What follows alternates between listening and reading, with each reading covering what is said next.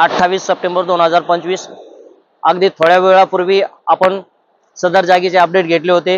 गोदावरी नदी वरील आपेगाव कुरण पिंपरी हा मुख्य रस्त्यावरचा पूल पाण्याखाली गेलेला असून या मार्गाद्वारे परिसरातील सर्व वाहनधारकांनी येऊ नये। सदर पूल हा वाहतुकीसाठी बंद करण्यात आलेला आहे व गावातील सर्व सज्ञान नागरिकांना तसेच नवतरुणांना सूचना करण्यात येत आहे की त्यांनी ही या पुलावरून स्टंटबाजी किंवा ये जा करू नये, कारण गोदावरीने महारुद्र रूप धारण केलेला आहे आणि खूप मोठ्या पाण्याचा विसर्ग गोदावरी नदीपात्रात सोडण्यात आलेला आहे।